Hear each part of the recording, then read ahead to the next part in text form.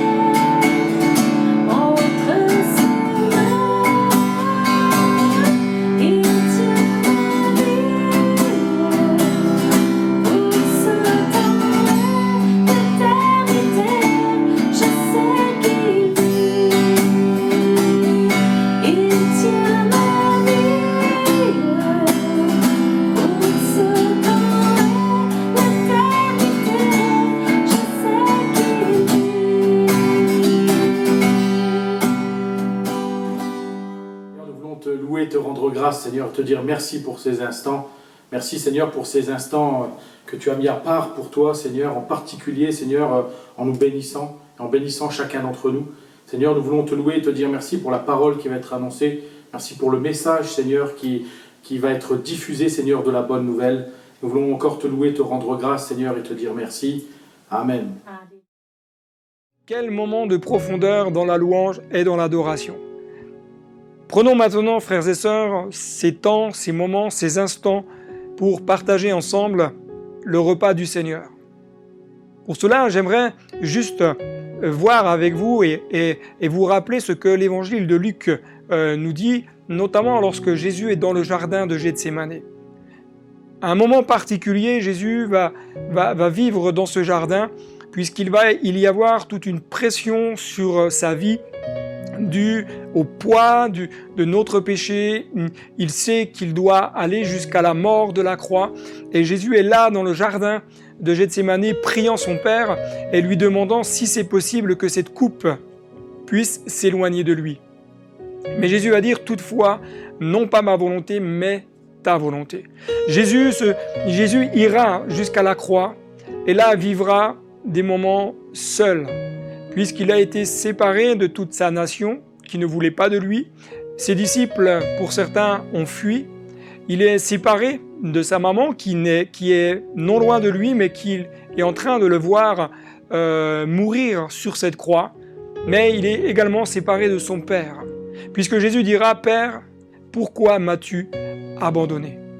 Mais ce que j'aime particulièrement, c'est cette parole que Jésus va prononcer à la croix. Tout est accompli. Quelle parole puissante! Dans le tout est accompli, il y a le tout est accompli pour le pardon de nos fautes. Le tout est accompli pour la guérison de nos corps, pour la restauration, la délivrance et une vie bénie en lui. Tout est accompli. Prenons, frères et sœurs, ces éléments ce matin, ce pain et ce vin, en nous rappelant tout ce que Jésus a fait pour que nous puissions partager ce temps ensemble.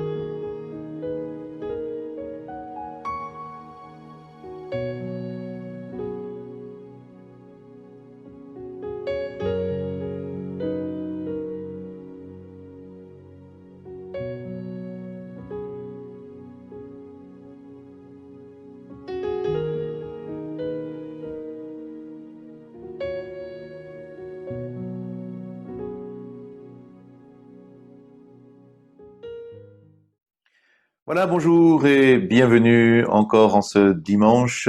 Merci à l'équipe de Louange, merci à David aussi pour ces temps de Sainte Seine, ces temps de communion fraternelle ensemble. Voilà, je sais que ce n'est pas toujours facile de pouvoir derrière une télévision, un écran, quel qu'il soit, un téléphone ou autre, de pouvoir communier, de pouvoir louer ou de pouvoir célébrer. Mais voilà, les conditions sont telles que vous les connaissez. Quoi qu'il en soit, j'espère que très prochainement, nous allons pouvoir réouvrir. Vous savez que nous sommes en préparation pour notre déménagement. Normalement, cette semaine, nous devrions partir sur Reims, comme cela a été déjà plusieurs fois annoncé. Et nous sommes en train de réfléchir à une réouverture de nos lieux de culte pour le 1er septembre. Donc, on est en train de voir cela et vous serez certainement informés. Nous aurons des rencontres prochainement, fin août, pour ceux qui sont là et pouvoir travailler sur les protocoles à mettre en place pour pouvoir, ensemble, dans la mesure du possible et pour ceux qui le veulent et le peuvent, reprendre nos cultes en présentiel dans nos différents lieux. Voilà, vous aurez prochainement aussi bien pour Mulhouse que pour Reims, plusieurs informations pour cela. On continue ensemble la parole de Dieu sur bâtissons ensemble l'Église. Vous savez que cette période de Covid nous a amené, je pense, en tout cas moi, mais aussi peut-être d'autres, dans la réflexion de comment vivre l'Église aujourd'hui. Si ce phénomène Covid devait, et apparemment c'est le cas, se poursuivre, se continuer, s'il va falloir s'adapter afin de vivre avec ce type de virus, eh bien, comment faire, comment pouvoir, eh bien, s'organiser, quelle est l'Église que nous devons vivre aujourd'hui.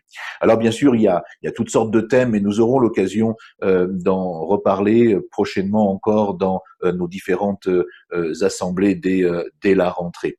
Mais nous avons commencé déjà ensemble sur les fondations spirituelles. Nous avons vu cela ensemble de l'Église, c'est-à-dire revenir aux fondamentaux, revenir aux bases que le Seigneur lui-même nous donne.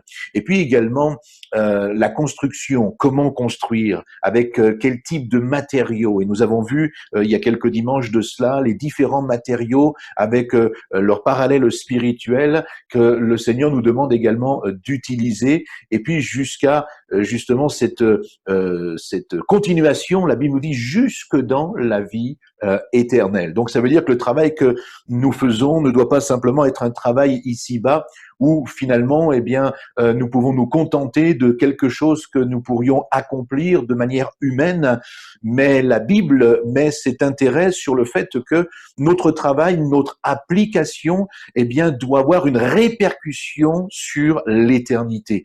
Là, c'est tout autre chose, vous voyez. On peut s'engager dans la vie de l'Église à pouvoir, eh bien, avoir une implication pour faire quelque chose et qui va peut-être nous satisfaire peut-être les autres, satisfaire peut-être un comité, satisfaire peut-être des pasteurs, satisfaire peut-être des chrétiens, parce que on va répondre à certains besoins. Mais la Bible va beaucoup plus loin que cela. La Bible nous parle de nous impliquer dans la volonté de Dieu pour avoir une répercussion jusque dans l'éternité.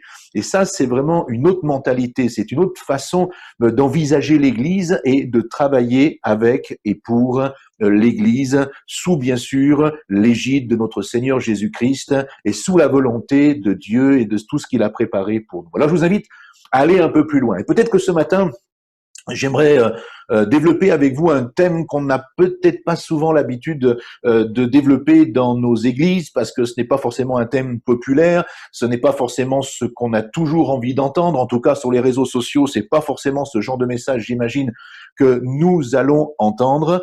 Pourquoi? Parce qu'il s'agit tout simplement des épîtres, on appelle ça les épîtres pastorales, et dans ces épîtres, eh bien, Paul va donner, comment dirais-je, des orientations, il va donner des conseils, il va donner des principes de conduite à Timothée, afin que lui-même se conduise bien dans l'Église et sache comment fonctionner, mais qu'également les chrétiens qui sont sous sa responsabilité, et en l'occurrence aussi dans les autres églises qui vont lire ces épîtres plus tard, eh bien, sachent aussi comment vivre, comment se comporter, comment fonctionner, afin que justement l'Église, eh bien, soit un havre de paix et non pas parfois pas chez nous, hein, pas comme nous pouvons le vivre, hein, mais un lieu de dispute, de complications, de tourments parfois pour certains, mais vraiment un lieu où il y a la vie de Christ, la vie de l'Esprit.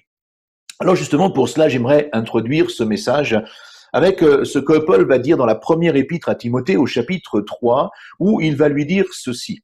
Il dit « Je t'écris ces choses avec l'espérance d'aller bientôt vers toi.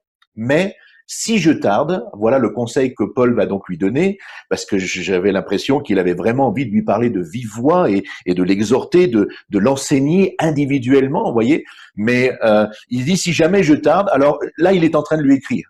Et tu sauras comment, lui dit-il, il faut se conduire dans la maison de Dieu. Et regardez, ce qui est très intéressant, c'est que ici, à partir du verset 15, Paul va détailler comment dirais-je, pour lui, qu'est-ce que la maison de Dieu, qu'est-ce que l'Église. Et regardez ce qu'il va dire. Il faut que tu te conduises donc dans la maison de Dieu, qui est l'Église du Dieu vivant, la colonne et la pluie de la vérité, et sans contredit, le mystère de la piété est grand, parce que Dieu a manifesté en chair, justifié par l'Esprit, vu des anges, prêché aux nations, cru dans le monde et élevé dans la gloire. C'est peut-être un texte qui ne vous interpelle pas particulièrement, Mais j'aimerais en introduction simplement vous dire ceci. Les épîtres à Timothée et à Tite, comme je l'ai dit tout à l'heure, portent le nom souvent d'épîtres pastorales. Elles ont été adressées notamment à des pasteurs, à des serviteurs de Dieu, afin tout simplement de nous aider à assumer nos fonctions de dirigeants dans l'Église, comment nous devons non simplement nous comporter, mais comment nous devons aussi enseigner, éduquer le peuple de Dieu pour qu'il soit à l'image de l'Église de Jésus-Christ tel que lui le désir. Oui, parce que l'Église, c'est pas une invention des hommes, comme on l'entend un petit peu aujourd'hui, qu'on lit parfois sur certains réseaux sociaux. L'Église est apostate, l'Église aujourd'hui c'est Babylone. Il faut inciter les chrétiens à quitter les églises parce que l'Église n'est pas soi-disant dans le plan et la volonté de Dieu et sous la forme que Dieu l'aurait souhaité. Tout cela est faux. Ce sont des séductions spirituelles pour déraciner les chrétiens de leur foi, pour déraciner les chrétiens de leur engagement spirituel et pour faire en sorte que ces mêmes croyants, eh bien, se perdent, quittent la foi pour certains, se retrouvent sans église fixe et finalement se perdent dans leur mentalité, dans leur vie quotidienne et arrivent à un moment donné où malheureusement, eh bien, ils risquent de sortir du chemin et ne plus se retrouver dans cette éternité telle que Dieu l'avait prévue au départ. Alors nous devons vraiment veiller, frères et sœurs, à tout ce que nous entendons, à tout ce qui est annoncé, à tout ce qui est prêché et revenir à la parole de Dieu. Et ces épîtres pastorales sont vraiment intéressantes parce que leur but est vraiment d'enseigner à savoir comment il faut se conduire dans la maison de Dieu, comment il faut se conduire dans l'Église. La vie dans l'Église nécessite la mise en pratique de principes et de comportements. Ces principes ne concernent pas, bien entendu, seulement des attitudes extérieures comme la tenue vestimentaire ou la manière de fonctionner ou de parler, mais ces principes nous enseignent sur aussi notre vie de couple, notre vie familiale, lorsque nous sommes impliqués dans l'Église, que nous avons accepté Christ comme Seigneur et Sauveur, eh bien, nous acceptons pas simplement un salut par la foi et ensuite en disant, allez, hop, maintenant je fais ce que je veux, je suis sauvé. Non, la Bible nous enseigne à aller plus loin. Et elle nous enseigne des règles, des principes de vie lorsque nous sommes responsables, lorsque notre témoignage est rendu à l'extérieur, dans la vie sociale, dans la vie professionnelle, dans la vie sportive, dans la vie associative, etc., etc. Et nous allons comprendre que l'évangile, ce n'est pas simplement des dogmes, ce n'est pas des choses à appliquer à notre vie, mais c'est un style de vie. C'est un style d'attitude, de comportement, c'est un état d'esprit, c'est une mentalité, c'est un état de cœur désiré par Dieu lui-même. Et la Bible est vraiment très très riche d'enseignements lorsqu'elle aborde ce thème-là et tous les éléments qu'elle va apporter, non simplement sur la vie intérieure, mais aussi sur la vie extérieure de l'Église. C'est vrai, comme je l'ai dit, ce genre d'enseignement n'est pas trop apporté aujourd'hui. Oui, parce que c'est plus trop à la mode. Hein. Ce genre d'enseignement, c'est pas trop dans le coup. Il est pas bon aujourd'hui d'aborder ce genre de choses. Ce n'est pas de bon ton parce que on va parler de principes ou de discipline dans l'Église. Et il y a tellement de chrétiens aujourd'hui qui sont, comment dirais-je, hors course. Tellement de chrétiens qui en ont assez de certaines formes de discipline. On va y revenir justement dans quelques instants parce que ces chrétiens, en l'occurrence, ne sont pas toujours fautifs d'en avoir, excusez-moi l'expression, ras-le-bol de ce fonctionnement et d'un certain fonctionnement ou d'une certaine forme de discipline. Mais en tant que responsables, nous avons peut-être été parfois aussi, eh bien, comment dirais-je, coupables entre guillemets de ce genre aussi d'émotions et de sentiments actuels. Mais on va y revenir dans un instant. Quoi qu'il en soit, la réalité, c'est que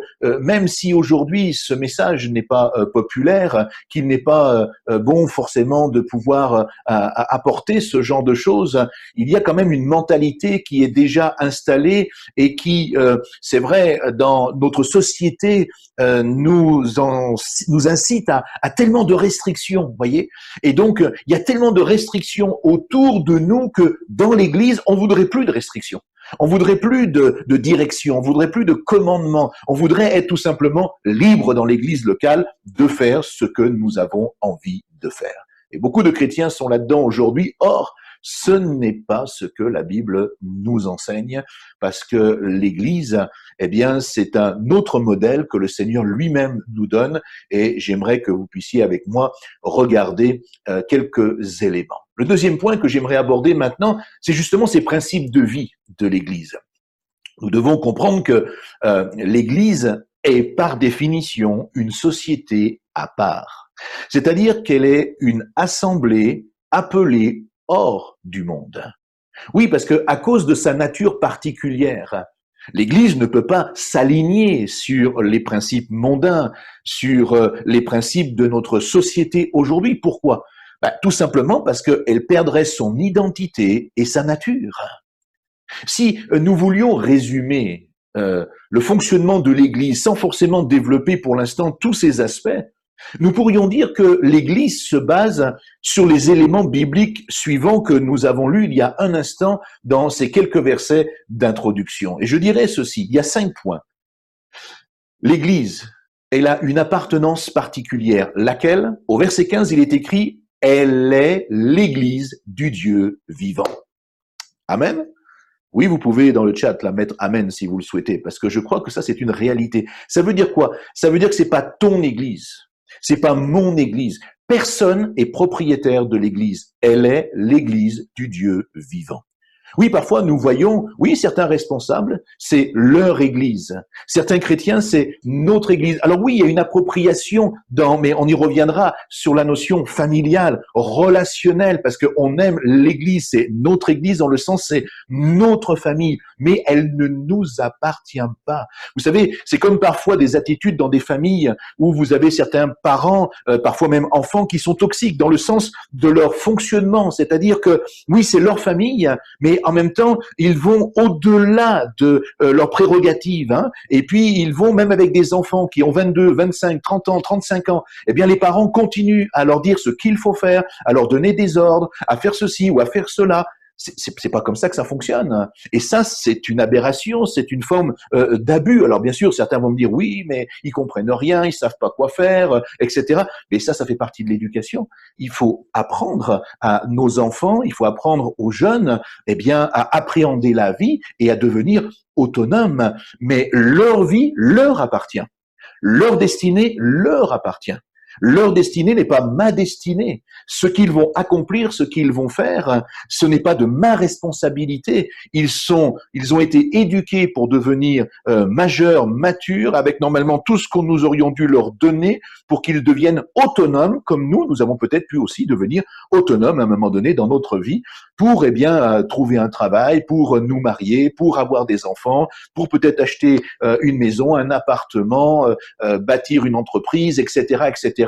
Nous avons aussi eu notre possibilité de nous développer. C'est exactement ce que nous retrouvons parfois dans la mentalité de l'Église, c'est que son appartenance, elle est vraiment particulière, elle ne nous appartient pas, elle appartient au Dieu vivant et vrai. D'ailleurs, tous les comptes que nous aurons à rendre, c'est à Dieu lui-même que nous allons lui rendre, mais pas à Pierre, Paul, Jacques ou autres. C'est à Dieu lui-même que nous rendrons un jour des comptes. La deuxième chose que nous pouvons dire, selon le verset que nous avons pris de l'apôtre Paul tout à l'heure à Timothée, c'est que sa nature est unique. Oui, parce que la Bible nous dit, elle est la maison de Dieu. Alléluia. Oui, c'est-à-dire que c'est un lieu particulier, c'est un endroit, alors non pas les bâtiments dans le sens physique qui contiendrait quelque chose de mystique, non, on n'en est pas là, hein, mais c'est tout simplement quand les chrétiens se rassemblent, ça devient la maison de Dieu, et là où 2 ou 3 sont assemblés, il est qui? Je vous entends pas. Qui? Dites-le vraiment, même derrière votre télé. Il est Jésus. Il est au milieu de nous. Alléluia. Et c'est ça sa nature qui est unique. C'est-à-dire que quand les pierres vivantes, c'est-à-dire toi, mon frère, ma sœur, mon ami, quand moi, ensemble, nous nous retrouvons, eh bien, les pierres vivantes font en sorte que la maison de Dieu est en train de s'édifier et par conséquent, il est Jésus au milieu de nous. C'est une nature qui est unique. Troisièmement, nous pouvons aussi réfléchir sur le fait qu'elle a une vocation spécifique et une responsabilité importante. Pourquoi? C'est Paul qui le déclare. Il va dire à Timothée, rappelle-toi que l'Église est indispensable. Pourquoi? Parce qu'elle est la colonne qui porte et qui soutient la vérité. Cette vérité, nous la connaissons. Là aussi, nous n'avons pas la vérité, c'est Jésus la vérité. Il y a une différence à cela aussi, hein, parce que ça nous permet de ne pas juger les autres non plus. C'est Jésus la vérité. Nous, pendant des années, on a dit « nous avons la vérité », sous-entendu que les autres ne l'avaient pas. Mais la réalité, c'est que ni vous ni moi n'avons la vérité. La vérité, c'est Christ. Je vous rappelle, il est le chemin, la vérité et la vie. Alors, il est cette vérité. Et l'Église est importante. Pourquoi? Parce que, justement, elle est cette colonne qui va amener dans ce monde et soutenir la vérité de la puissance de l'Évangile.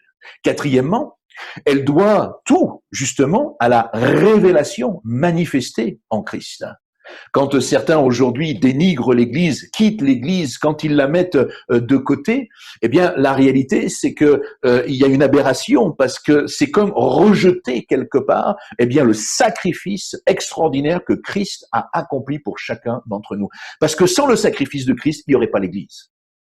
Et c'est à cause du sacrifice de Christ que l'Église s'est constituée.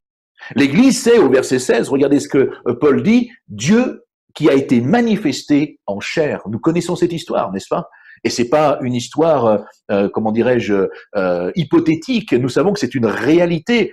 Jésus, c'est Dieu incarné, fait chair, la parole qui est venue sur cette terre afin de pouvoir tout simplement, eh bien, manifester la grâce et l'amour au plus grand nombre afin que nous soyons sauvés. C'est pour ça qu'il dit justifiés par l'Esprit. Mais dans le monde spirituel, vu des anges, prêché aux nations, cru dans le monde et élevé dans la gloire. Alléluia. Là aussi, mon frère, ma sœur, tu peux écrire Amen, gloire à Dieu, parce que c'est une réalité. Voilà ce que Christ a accompli. Et c'est parce que Christ a manifesté tout cela qu'au final, eh bien, l'Église s'est développée parce que l'Église est non simplement la volonté de Dieu, mais elle dépend entièrement du sacrifice de Jésus-Christ accompli. Et je dirais que, voyez, ce verset 16, c'est comme un hymne de l'Église.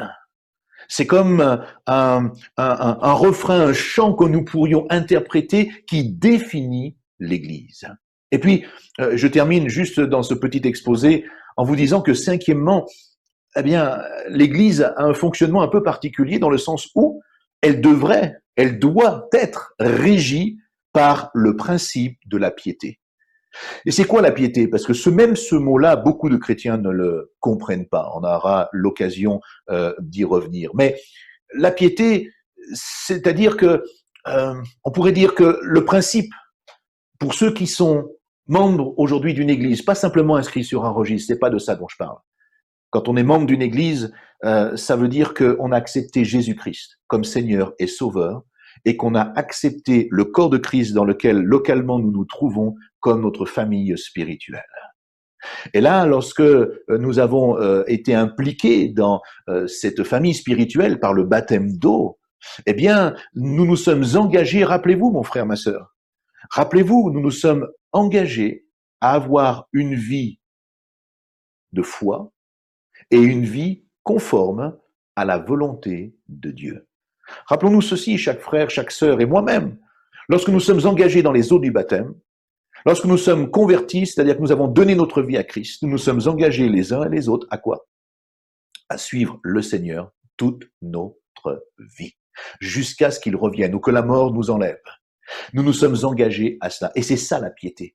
La piété, c'est pas des rites religieux. La piété, c'est pas une attitude corporelle. La piété, c'est pas parfois ce que le milieu ou le monde religieux a voulu nous enseigner. La piété, c'est d'avoir la foi, une vie conforme à la volonté de Dieu, s'impliquer chaque jour à dire Seigneur, chaque jour lorsque je me lève, ce qui m'importe dans cette journée, c'est de faire ta volonté. Qu'est-ce que tu as préparé pour moi?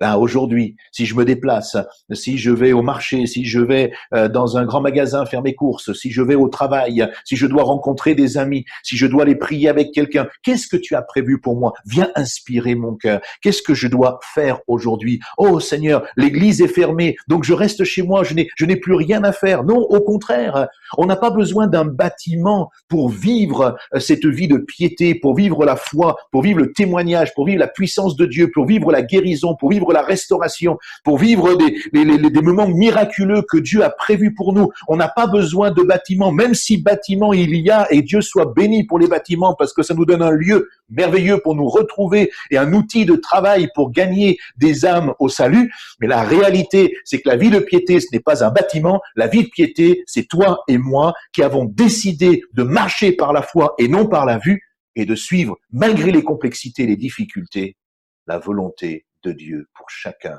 d'entre nous. C'est un défi. C'est un défi et c'est pas facile. C'est clair.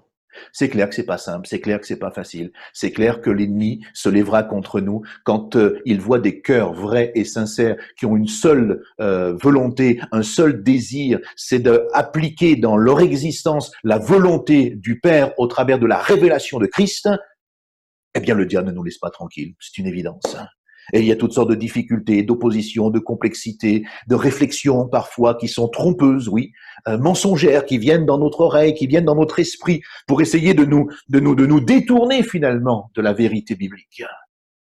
Et c'est à nous de veiller, de faire attention et de pouvoir, comprendre les fondements de l'Église aujourd'hui, de pouvoir comprendre tout simplement le fonctionnement qui nous est donné ici, notamment par l'apôtre Paul et d'autres plus tard, parce que finalement, ces 5 vérités que j'ai pu vous citer, à cause de ces vérités, eh bien, la conduite du croyant dans l'Église ne peut pas être anarchique, ne peut pas être désinvolte, ne peut pas être incohérente, même désordonnée. C'est pas possible.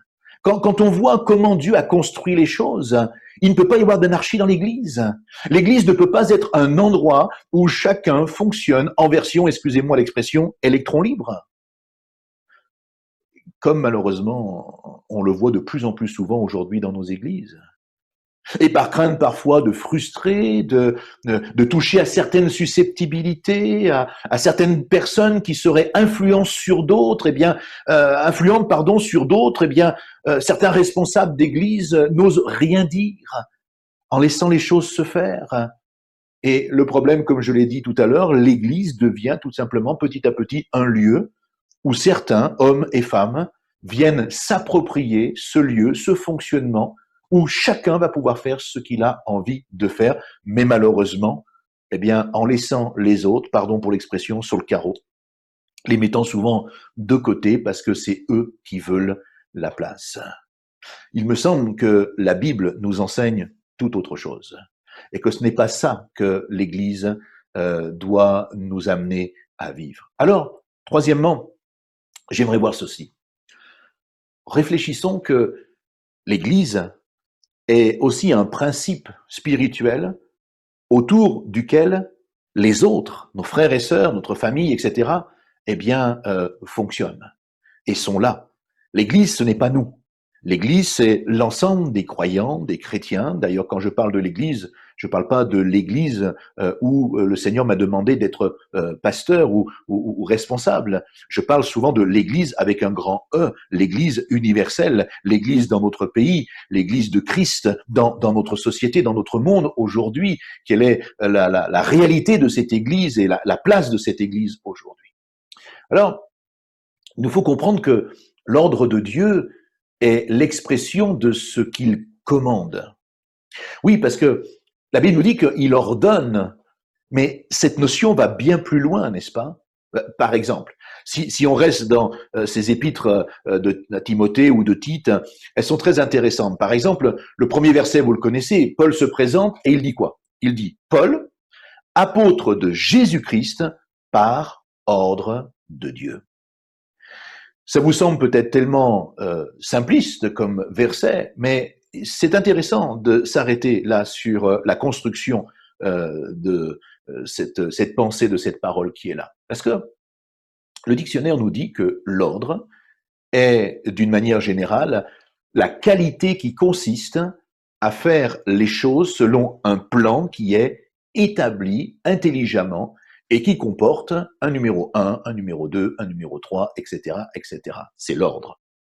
D'ailleurs, c'est aussi pour cela que l'ordre de déroulement d'un culte, on va dire chrétien, évangélique, eh bien, consiste à pas faire tout n'importe comment et de n'importe quelle manière, mais les choses se font, je dirais, dans un ordre successif et elle se suit. Il y a un ordre, pourquoi? Parce que même si cet ordre, bien entendu, n'est pas figé et qu'on n'est pas obligé de chanter, de prier, de faire la Sainte Seine, d'écouter un message, de reprier, de faire des annonces, etc., que ça soit toujours la même chose, que ces choses peuvent être inversées, il n'y a aucun problème avec ça, mais l'ordre définit quand même la bienséance. D'ailleurs, c'est l'apôtre Paul qui va nous dire dans 1 Corinthiens 14:30, si un autre qui est assis a une révélation, alors que le premier se taise. Ça a l'air simple, mais c'est très clair. Car vous pouvez tous prophétiser à tour de rôle, si nous sommes bien entendu baptisés dans le Saint-Esprit. Ça, c'est moi qui le rajoute, mais c'est une évidence. Pour que tous soient justement instruits et que tous soient exhortés. Et regardez au verset 32, il va dire ceci, « Les esprits des prophètes sont soumis aux prophètes, car Dieu n'est pas un Dieu de désordre, mais il est un Dieu de paix, comme dans toutes les églises des saints. » Oui, il est un Dieu de paix. Il est un Dieu d'ordre. Il aime les choses qui sont structurées, organisées. Il n'aime pas lorsque tout s'était fait n'importe comment, de n'importe quelle manière, sans réflexion. D'ailleurs, si nous allons encore un petit peu plus loin dans l'enseignement des apôtres, eh bien, l'établissement des ministères dans l'Église obéit exactement au même principe. Quand vous prenez l'origine, Paul va être à un moment donné, aux Corinthiens, obligé de rétablir un petit peu certaines choses. Vous connaissez cette église qui, à un moment donné, a commencé à partir en live, excusez-moi encore cette expression, mais tout simplement parce que chacun y faisait un petit peu ce qu'ils avaient envie de faire. Des anciennes pratiques, eh bien, étaient en train de venir là dans le présent et aller impacter le futur spirituel de ceux et celles qui étaient là. Alors Paul est obligé d'intervenir. On va pas rentrer dans tous ces détails. Vous pouvez lire les épîtres aux Corinthiens, la 1 et la 2, dans cette semaine pour vous rafraîchir un petit peu la mémoire. Mais dans la première épître, au chapitre 12, le verset 28, Paul va être obligé de redéfinir comment l'Église s'est bâtie. Je vous rappelle qu'à l'époque, il n'y avait pas la Bible. Ben oui, elle n'existait pas puisqu'elle était en train d'être vécue, elle était en train d'être rédigée dans le sens où l'histoire était en train de se mettre en place et c'est que bien plus tard que nous avons pu avoir des écrits et qu'aujourd'hui nous avons des écrits inspirés de la part de Dieu qui nous permet de nous appuyer sur les fondements de l'Église primitive. Mais à l'époque, cette Bible n'existait pas et c'est pour ça que Paul va dire Dieu a établi dans l'Église premièrement des pasteurs? Non, des apôtres. Pourquoi des apôtres? Tout simplement parce qu'il n'y avait pas besoin de pasteurs, dans le sens où l'Église n'existait pas. Il fallait un travail apostolique. Il fallait implanter l'Église. Donc, les premiers qui sont arrivés étaient des apôtres, c'est-à-dire des hommes qui avaient cette capacité donnée par Dieu, ce don de pouvoir implanter, de pouvoir développer. Quelque part, l'apôtre, c'est celui qui va rassembler tous les ministères. Il est capable de faire de l'évangélisation, il est capable de faire un travail pastoral, il est capable d'enseigner, il est capable aussi d'apporter des paroles prophétiques, il n'est pas capable de pouvoir de donner des paroles de révélation, il va être capable de pouvoir gérer, organiser l'implantation de l'Église, son développement, toutes sortes de projets. Donc, c'est cela que Dieu a mis en premier, des apôtres, afin de pouvoir implanter l'Église. Deuxièmement, il est dit des prophètes. C'est étonnant. Pourquoi des prophètes? Justement parce que je vous l'ai dit, la Bible, version papier, n'existait pas.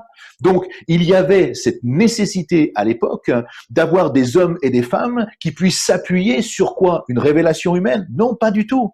Une révélation spirituelle, la révélation directe de Dieu, la révélation de la parole de Dieu. Alors c'est peut-être pour ça qu'aujourd'hui, nous aurions un peu moins de prophètes un peu autour de nous. D'abord parce que nous avons la parole qui est là.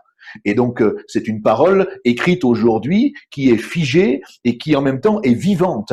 Et donc, cette parole qui est de toute éternité nous aide aujourd'hui à mieux comprendre ce que Dieu veut accomplir au travers et avec l'Église. Mais à l'époque, il était indispensable d'avoir des ministères prophétiques, de vrais ministères prophétiques.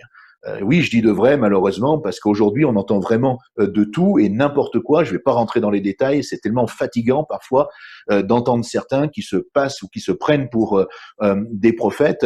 Mais le problème de ça, c'est pas que certains comment dirais-je, usurpe ce ministère prophétique. Hein. Le problème souvent de cela, c'est que finalement, il y a comme un rejet ensuite. Et quand vous parlez de prophète, souvent des gens vont dire « Ouh là là, non, non, non, qu'est-ce qu'il va nous raconter? Qu'est-ce qu'il va nous dire? Dans quel truc il va nous amener ?» Or, moi, je peux vous dire qu'aujourd'hui, il y a de vrais prophètes. Oui, de vrais prophètes de Dieu, c'est-à-dire des hommes et même des femmes qui reçoivent véritablement des paroles vraiment profondes de Dieu.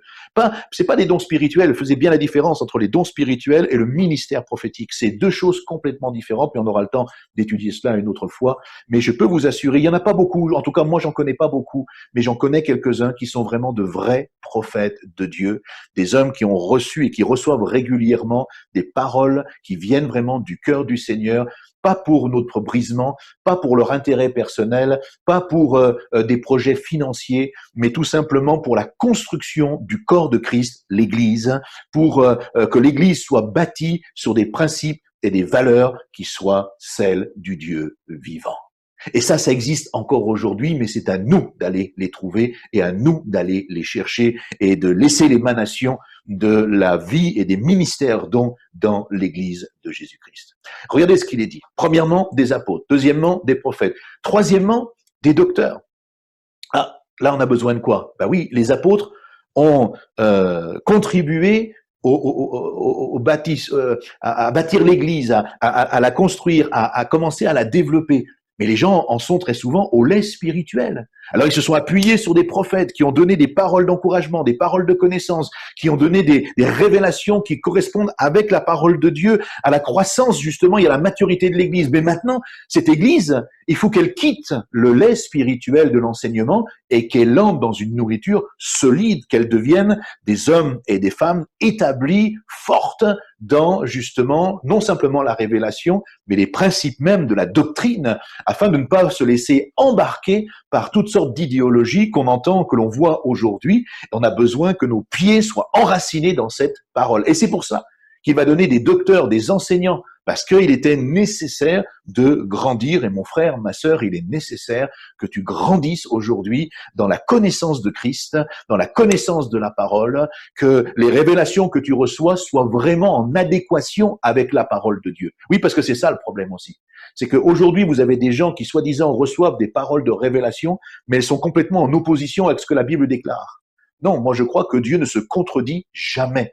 Ce qu'il a écrit, il le donne aussi en parole, et vice-versa. Et donc la réalité, c'est qu'aujourd'hui, si nous recevons des paroles de Christ, alléluia pour cela, eh bien, ces paroles que nous recevons, ces prophéties que nous pouvons recevoir, elles sont conformes à la parole que Dieu nous a laissée.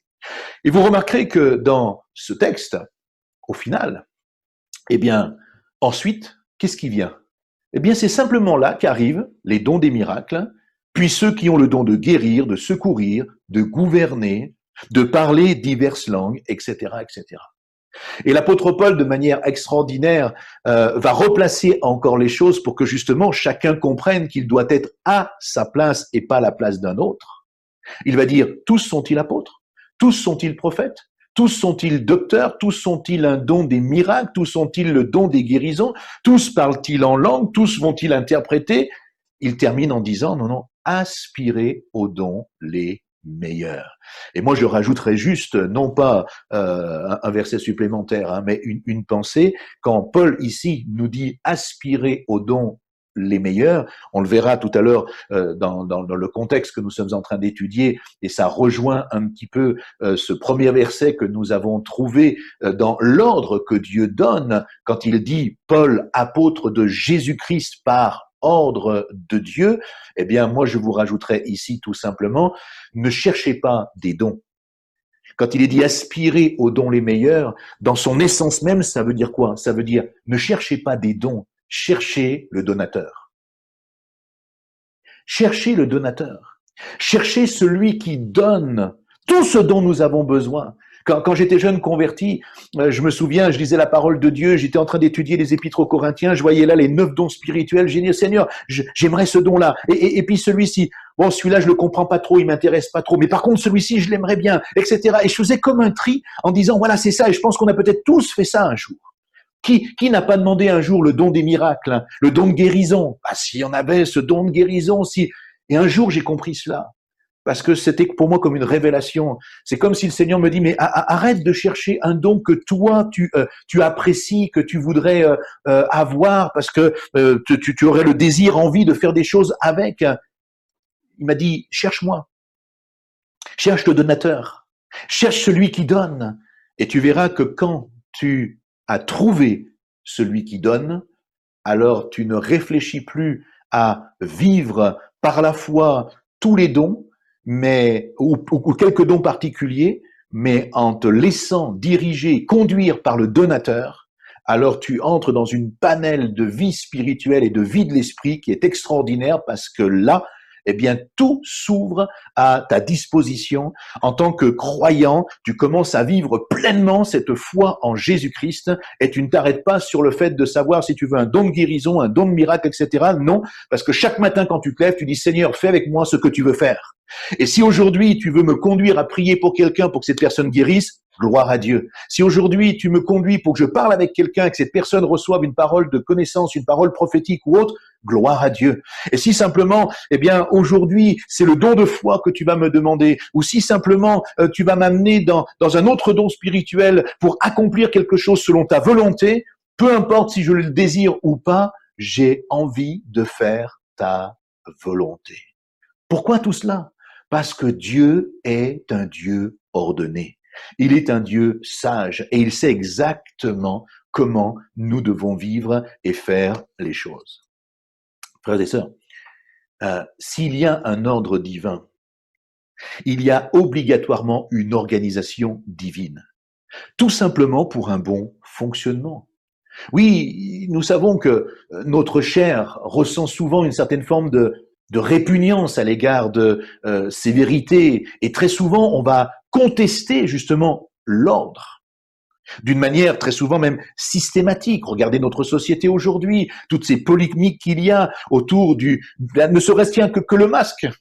Vous voyez, dans cette période critique de Covid, alors vous avez les pros qui nous disent il faut absolument mettre un masque, et puis les autres qui disent non, il faut pas mettre de masque, ça sert à rien. Même certains pays ont fonctionné comme ça, n'est-ce pas? Alors il y a toutes sortes de polémiques, il y a toutes sortes parce que il y a des ordres et des contre-ordres, et puis vous avez une mentalité aujourd'hui où quand on dit quelque chose, alors bien sûr il y a un autre problème, on va y arriver tout à l'heure, c'est que parfois ceux qui le disent eh bien, ne sont pas forcément légitimes, parce qu'ils ne disent pas toujours, je ne parle pas forcément de l'histoire du masque là, hein, mais de manière générale, ne disent pas toujours ce qu'il devrait être dit. Mais quelque part, de manière générale, cela reflète dans notre société, comme dans l'Église, une mentalité aussi d'insoumission qui se développe de plus en plus aujourd'hui. D'ailleurs, vous pouvez le remarquer, de plus en plus, aujourd'hui, des gens se sentent tout simplement légitimes pour faire ce qu'ils veulent, pour diriger, pour commander, pour surtout ne pas avoir de direction d'autres personnes. Ils veulent être libres. C'est pour ça aussi que plusieurs quittent l'Église, parce que dans l'Église, de plus en plus de gens aujourd'hui n'acceptent pas d'être enseignés, voire même repris selon la parole de Dieu, comme les apôtres peuvent l'enseigner, parce que la mentalité de ce monde a inondé la mentalité de l'Église. Mais si vous arrêtez un instant là-dessus, en réalité, je pense que le rejet de l'autorité, quelle qu'elle soit, démontre souvent le désir pour l'être humain d'établir en fait sa propre autorité, à la place de celle qui existe ou même de celle que Dieu a déléguée. Et c'est souvent là que les problèmes commencent. La soif du pouvoir est souvent la cause de bien des difficultés dans l'Église, comme dans ce monde. Et au final, eh bien, elle est à l'origine de bien des divisions. Quand vous avez des personnes qui, aujourd'hui encore, par exemple, quittent l'Église et qui vous disent qu'elles ont prié, oui, parce que forcément elles ont prié et puis elles ont eu l'approbation de Dieu. Parce que si elles n'avaient pas eu l'approbation de Dieu, on pourrait considérer qu'elles sont pas si spirituelles que ça. Mais aujourd'hui, vous avez des gens qui vous disent, si, moi j'ai prié et Dieu m'a dit de quitter l'Église. Mais c'est tellement étonnant. C'est comme si vous aviez vos propres enfants dans votre propre famille qui vous disaient, tu sais, papa, maman, j'ai prié et finalement, eh ben, Dieu m'a dit de quitter ma famille. Voilà, vous êtes plus ma famille, je vais aller en chercher une autre. C'est juste un non-sens. Mais comprenez cela. Vous avez des gens qui vont vous dire, oh, vous savez, aujourd'hui, on s'y retrouve pas, on n'est plus à notre place, c'est plus comme avant. Il y a toutes sortes d'excuses aujourd'hui pour quitter une église. Mais si on ouvre un petit peu les yeux sur ce qui nous est dit et qu'on lit un petit peu entre les lignes, la réalité, c'est pas que les gens s'y retrouvent pas ou qu'ils sont plus à leur place ou dans leur place, mais ça veut souvent dire des choses comme avant, j'étais en activité. Avant, j'étais reconnu, j'étais mis en avant. Mes prières, mes dons étaient entendus. Mes activités faisaient en sorte que j'avais de l'influence sur des gens et ils m'écoutaient. Mais maintenant, les choses ont changé ou sont en train de changer et il semble que mon pouvoir est menacé, mon influence est contredite, mon autorité est menacée et ces mêmes personnes qui m'écoutaient et qui disaient amen à tout ce que je disais, eh bien à toutes les paroles, entendent maintenant un autre message. Le problème, c'est que ce message qu'elles entendent est en train de contredire ce que moi-même je disais ou enseignais et qui touche pourtant à des vérités bibliques qu'au final, moi-même, je n'avais peut-être pas saisi ou pas encore compris. Alors, je préfère quitter l'Église, disent certains, au lieu plutôt de me remettre en question et finalement de laisser Dieu me transformer par son esprit. Pourquoi? Parce qu'au final, c'est cela que Dieu veut faire aujourd'hui. Mon frère, ma sœur, Dieu ne veut pas t'accompagner et te donner une approbation pour quitter l'Église parce qu'il sait qu'à partir de ce moment-là, tu ne grandiras plus de la même manière. Si Dieu nous a donné l'Église, c'est aussi pour pouvoir nous confronter les uns avec les autres, pour façonner nos caractères, pour forger nos caractères. Pas pour nous retrouver dans un environnement agréable, parce qu'on a extrait tout ce qui nous dérangeait ou nous gênait. L'Esprit de Dieu permet certaines choses parfois dans notre vie juste pour nous faire grandir, pour nous amener plus loin dans cette construction intérieure et peut-être pour remettre en considération des fondations dans notre cœur que nous avons reçues d'une certaine manière, mais qui sont peut-être erronées, afin de pouvoir justement revenir à l'essentiel de la parole de Dieu, comprendre ce que cette parole nous enseigne. Quel dommage d'avoir parfois cette attitude de plutôt prendre la fuite, plutôt de dire, mais Seigneur, si tu as quelque chose à m'enseigner, bien je veux être encore là. Parce qu'on est dans la période vraiment de la fin des temps. Je sais que tu reviens bientôt. Et si tu me laisses aujourd'hui dans l'église, c'est pour me façonner, me faire grandir. C'est pour m'amener tout simplement à façonner encore mon caractère pour que je ressemble là, aujourd'hui, à ce que tu voudras que je sois demain, lorsque je serai avec toi pour l'éternité. C'est pour cela, je crois, que plusieurs rejettent l'autorité aujourd'hui et l'organisation, même dans l'Église. D'ailleurs, vous avez remarqué comment le mot hiérarchie suscite souvent du rejet? Ouh là là, une hiérarchie dans l'Église? Non, c'est le peuple qui décide. Mais d'où c'est le peuple qui décide? La Bible n'a jamais enseigné à ce que ce soit le peuple qui décide, c'est Dieu qui décide. Oui, c'est Dieu qui doit normalement décider, pas un conseil d'administration. Pas un collège pastoral, pas même un pasteur ou un apôtre quel qu'il soit. C'est Dieu qui doit décider de comment nous devons vivre et comment nous devons avancer et comment l'Église doit se développer. Ce mot hiérarchie devient presque un mot vulgaire aujourd'hui. Pourtant, si vous prenez l'étymologie de ce mot, c'est assez intéressant. Le mot hiéros, ça veut dire sacré. Et le mot archer est traduit par commencement, justement dans Jean 1.1. Vous avez ce mot qui est là. Le mot hiéros, sacré, archer, commencement. Et ce même mot se traduit également en déclinaison par charge, fonction, commandement, dignité. Nous pouvons donc dire ceci, une hiérarchie est une charge, une fonction qui est sacrée. C'est-à-dire quoi sacrée? Prédéfinie par la volonté de Dieu pour chacun d'entre nous. C'est ça que ça veut dire hiérarchie. Ça veut dire que Dieu a prédéfini quelque chose pour ta vie, pour ma vie, pour la vie de son Église. Et on en revient finalement encore à cette première épître là, à Timothée, chapitre 1er, verset 1er, quand Paul lui-même dit, moi, Paul, apôtre de Jésus-Christ, comment? Par ordre de Dieu. Dieu donne la hiérarchie. D'ailleurs, à l'inverse, l'anarchie, c'est tout simplement le fait d'être privé de l'archer qui a été rejeté. Et si vous réfléchissez à cela, c'est pas mon thème ce matin, mais la réflexion, au final, peut aller vraiment très, très là, très, très loin. Alors, maintenant, soyons honnêtes, comme je le disais tout à l'heure, parce que il faut dire, je pense, les choses avec vérité. La répulsion suscitée par ce mot a, il me semble, deux critères essentiels. Un des critères nous touche tout un chacun. C'est le refus personnel de notre chair de vouloir se soumettre à quelque autorité. Il y a souvent de la jalousie, de la convoitise, il y a du désir, il y a des aspirations humaines, il y a des aspirations personnelles, individuelles, il y a des gens qui cherchent l'Église pour pouvoir se réaliser eux-mêmes parce que dans cette société, ils ont comme échoué, ils n'ont pas pu réaliser ce qu'ils avaient envie de faire. Pardon de le dire, mais c'est juste une réalité. Ces quelques décennies de ministère m'ont montré que on a tellement vu de choses dans l'Église. J'ai vu des personnes comme cela qui dans la société aujourd'hui ont totalement échoué, mais dans l'Église, ils se font passer pour des grands leaders, des grands responsables, des grands ceci ou cela. C'est juste une incohérence quelque part. Alors oui, il y a ce refus personnel de se soumettre à cause de toutes ces raisons que j'ai citées. Mais il y a aussi une autre raison, et le deuxième critère, eh bien, c'est tout simplement comment dirais-je, des abus que l'exercice de la hiérarchie a provoqué par certaines personnes, hommes ou femmes, étant des responsables spirituels, et ce que cela a pu produire. Oui, parce que certains ont abusé de cette hiérarchie, ne l'ont pas vécu et, comment dirais-je, mis en place tel que la parole de Dieu nous l'enseigne. Et donc, au final, eh bien, ils ont plus contribué à frustrer des gens, à blesser des gens, à faire du tort. Et il y a eu donc, à un moment donné, comme un rejet de ce mode de fonctionnement, de la hiérarchie spirituelle. Mais quand vous réalisez cela, vous comprenez quoi? Que le problème, c'est donc pas le principe de l'autorité qui vient de Dieu, relisez Romains 13. Mais il provient de quoi? De nos mauvais usages.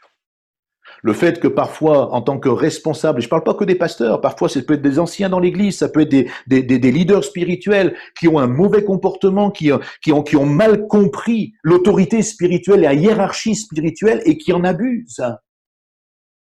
Et puis il y a aussi ce refus personnel de se soumettre à la volonté de Dieu. Mais dans les deux cas, ce qui provoque en nous cette certaine forme de répulsion, n'est en fait pas le principe de l'autorité divine, parce que le principe de l'autorité divine, ce principe est bon.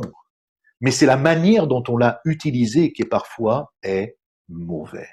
Alors si nous voulons revenir dans une église en paix, si nous voulons revenir dans une église à l'image du Dieu vivant, la maison de Dieu, nous avons besoin de reprendre l'autorité qui nous est enseignée dans la parole de Dieu et en faire bon usage. Remettre les choses en place. Parce que vous savez, pour qu'une société puisse survivre, il faut de l'ordre. Et c'est exactement la même chose pour l'Église. Imaginez dans la société dans laquelle on est aujourd'hui, mais comme de toujours, s'il n'y avait pas d'ordre, eh bien on en arriverait à un moment comme à l'époque de Noé, où finalement le péché est allé à son comble et la décision de Dieu a été de supprimer totalement, eh bien, cette civilisation qu'il y avait sur notre terre. J'aimerais vous amener à réfléchir ce matin. J'ai encore beaucoup de choses à vous dire, mais on aura l'occasion de faire cela dans un prochain message. L'autorité est un vrai problème aujourd'hui. On le voit dans la famille, les enfants avec les parents, à l'école. Il n'y a plus de respect. L'autorité se dissipe. Le problème de la discipline est une problématique, c'est comme un fléau. Et on retrouve cette même mentalité au travail, dans la vie sociale, dans la vie sportive. Et malheureusement, on retrouve cette mentalité de plus en plus maintenant dans l'Église. Mon frère, ma sœur, j'aimerais simplement t'inviter à comprendre que l'ordre divin de la construction de l'Église, c'est pas une idée humaine personnelle, mais c'est Dieu lui-même qui l'a voulu. Je vous le rappelle, c'est la définition de l'Église. Elle a une appartenance particulière. Nous sommes l'Église du Dieu vivant. Elle a une nature qui est unique, c'est la maison de Dieu. Elle a une vocation spécifique et une responsabilité parce qu'elle est la colonne qui porte le soutien de la vérité. L'Église est ce qu'elle est et elle s'est définie aujourd'hui telle qu'elle est parce qu'elle est partie de la révélation manifestée en Jésus-Christ. Verset 16, je le rappelle de tout à l'heure que nous avons lu en introduction. Et elle doit être régie par cette piété, c'est-à-dire des hommes et des femmes qui décident de marcher par la foi et qui décident d'accomplir ensemble, pas individuellement, pas chacun chez soi, mais ensemble, la volonté de Dieu pour la ville où Dieu les a placés. Alors, même si j'ai encore plusieurs points à vouloir développer, parce que je vous invite vraiment à lire ici, notamment cet épître à Timothée, et aller un petit peu plus loin, mais j'aimerais vous dire qu'il y a vraiment quelque chose ici qui est extraordinaire. Mais on a besoin de retrouver les fondations. Et les fondations d'une église en paix, une église qui se développe, eh bien, commence par réaccepter l'ordre que Dieu veut donner dans l'église. C'est-à-dire que chacun soit à sa place, que chacun accepte la volonté de Dieu à son égard. Et même si la place qu'il a aujourd'hui n'est pas la bonne, d'accepter de la quitter en disant pendant peut-être des mois, des années, j'ai tenu ce poste parce que j'en avais envie, parce que peut-être ça me mettait en avant, parce que peut-être ça me plaisait, mais la réalité c'est que je ne suis pas fait pour ça. Et toi, mon frère, ma sœur, qui depuis peut-être des mois attend d'entrer dans certaines fonctions, parce que tu dis, mais ça, c'est ce à quoi Dieu m'appelle, eh bien, je t'invite à aller voir ton pasteur, à aller avoir un temps de partage avec lui. Oui, n'attendez pas d'une révélation du pasteur qui dise, oh, toi, je te vois là à travailler. Oui, parfois, Dieu nous parle aussi et Dieu nous donne des révélations, mais la réalité, c'est que les choses se font souvent bien plus simplement que ça. C'est dans le partage, la discussion, la communication, qu'on découvre les choses et qu'on commence aussi à se tester les uns les autres et à savoir si on est apte à pouvoir travailler dans telle et telle fonction, dans telle et telle responsabilité. Rappelons-nous, frères et sœurs, qu'il est urgent aujourd'hui que l'Église reprenne un bon ordre, que l'Église reprenne ses bonnes fonctions. Pourquoi ? Parce que l'Église est là pour sauver les perdus.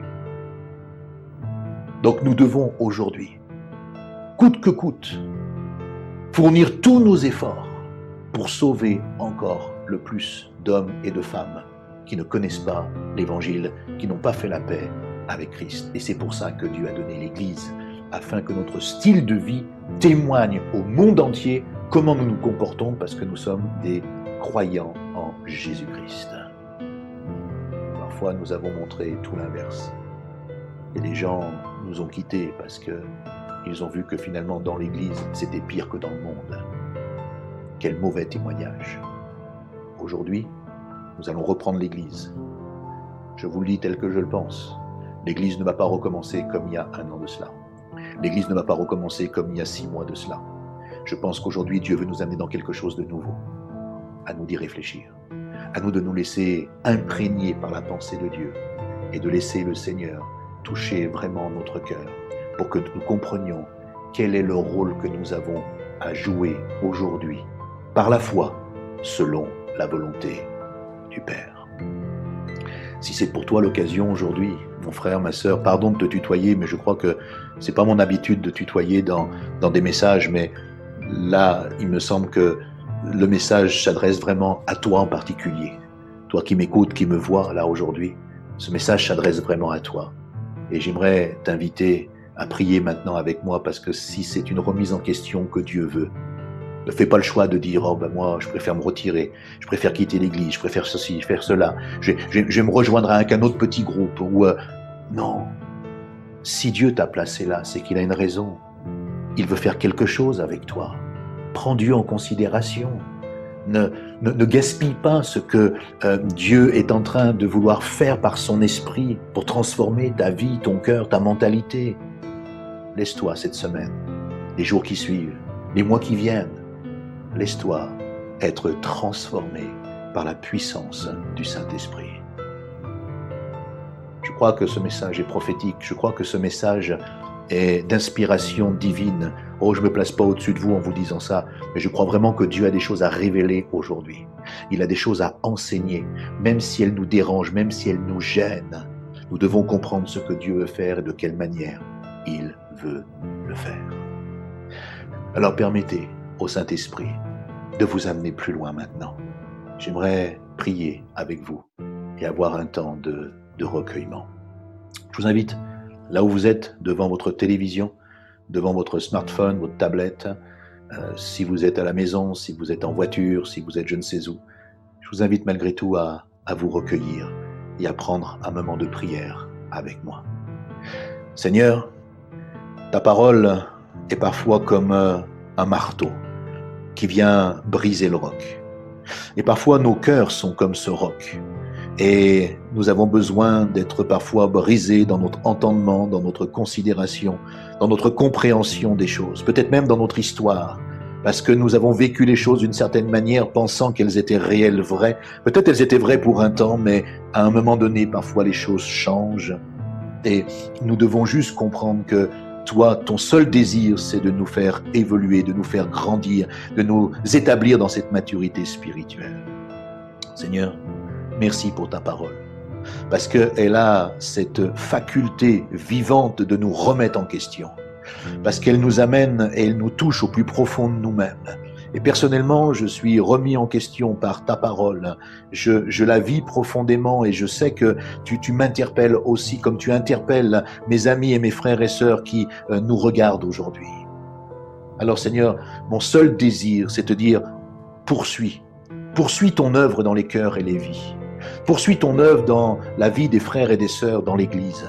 Amène-nous, Seigneur, à comprendre ce que toi tu veux accomplir, comment tu veux le faire. Façonne notre mentalité, notre état d'esprit. Seigneur, mets en dehors les loups ravisseurs, ceux et celles qui sont là que pour leur intérêt personnel. Et puis, bâtis l'Église, restaure l'Église, relève-la, amène-la, Seigneur, dans une autre dynamique. Parce que nous savons que pour toi, l'Église, ce n'est pas un club où nous nous réunissons et où nous nous tapons sur le ventre les uns les autres parce que nous sommes tout simplement heureux d'être ensemble. Mais l'Église est là pour proclamer la vérité, toi, Christ, aux perdus et à ceux et à celles, qui ne te connaissent pas encore aujourd'hui. Alors aide-nous. Aide-nous à faire en sorte que l'Église soit ce modèle. Et s'il y a des choses que tu dois faire dans nos villes respectives, là où les frères et sœurs, les pasteurs, des leaders nous entendent, nous écoutent aujourd'hui, et si nous avons besoin de changer, là où nous sommes dans ces villes, dans ces pays, transforme-nous, change-nous et amène-nous, Seigneur, les uns et les autres, à vivre quelque chose avec toi de glorieux et de merveilleux. Sois béni pour ce que tu es en train de faire. Et je dirai à toi soit toute la gloire dans le nom précieux de Jésus-Christ. Amen. Amen. Je vous invite cette semaine à prendre un temps avec le Seigneur. Je vous invite à réécouter ce message. Il n'est certainement pas parfait. Il y a certainement des choses à rajouter, peut-être des choses à modifier ou je ne sais pas, mais essayez de prendre simplement l'essence de ce message. Et laissez le Saint-Esprit vous façonner, vous transformer, vous changer, parce que Dieu a des projets pour vous. Très bonne semaine à vous. Que le Seigneur vous bénisse et à très bientôt.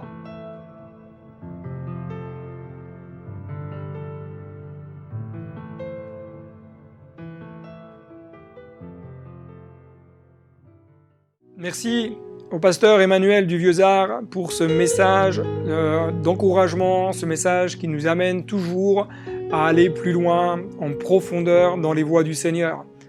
Je voudrais simplement remercier tous ceux et celles qui œuvrent d'une manière ou d'une autre à la réalisation de toutes ces vidéos qui sont mises en ligne, souvent des personnes que nous ne voyons pas, ceux qui travaillent à la masterisation, à la louange, qui travaillent à mettre les textes sous les chants.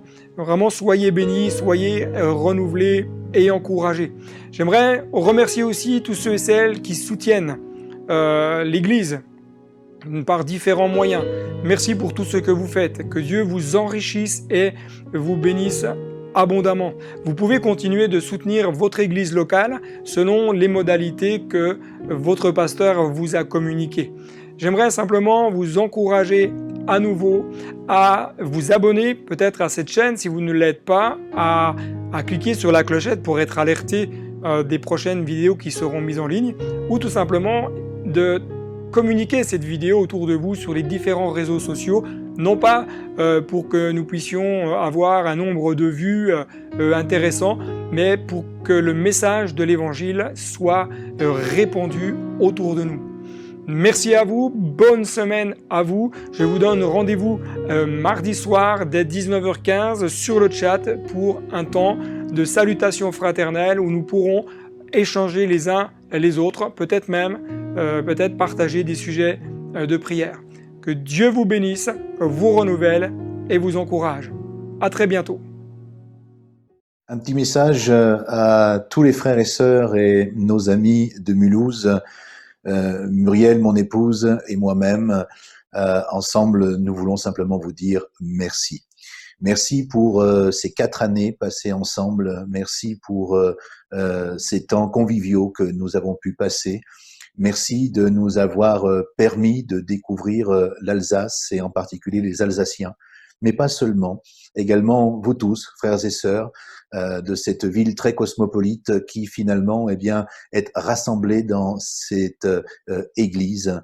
Vous qui venez des 4 coins du monde, de l'Afrique et d'ailleurs, et vraiment nous sommes très heureux de vouloir partager ce temps maintenant en vous disant merci. Notre cœur est vraiment touché également à vous toutes et tous qui nous avez envoyé une petite vidéo de votre affection pour nous, pour notre départ, à vous qui n'avez peut-être pas pu le faire également, qui en avez peut-être l'intention, mais tous les messages que nous avons pu recevoir également, que ce soit par téléphone ou autre, un grand merci. Nous sommes sur le départ, vous le savez, mais notre cœur a vraiment été béni pendant ces quelques années et nous voulons à notre tour aussi vous remercier pour votre implication, votre engagement. Il y a un changement pastoral et j'aimerais vous inviter à faire de même avec le pasteur Hichem et son épouse Elisabeth et leurs enfants qui arrivent.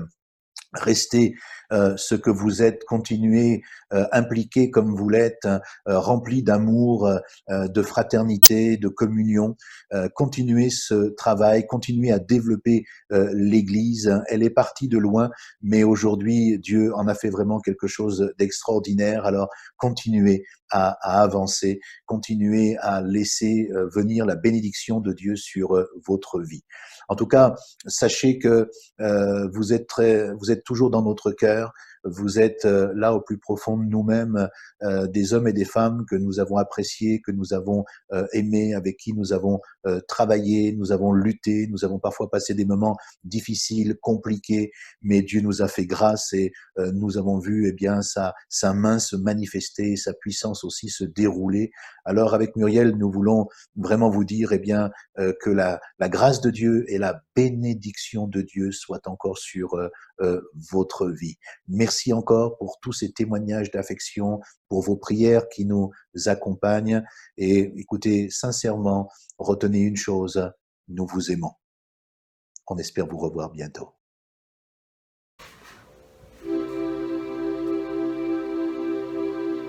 Dans la joie, quand le soleil m'inonde, sur les monts où ta présence abonde.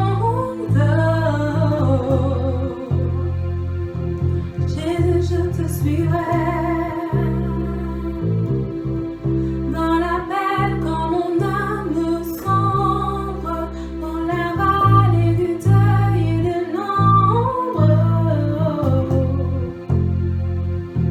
Jésus, je te suivrai, car tu es mort pour moi. Car tu es mort pour moi. Je vivrai pour toi, car tu es mort. Car tu es mort pour moi. Je vivrai pour toi. Tu t'es offert sans rien garder. Tu as tout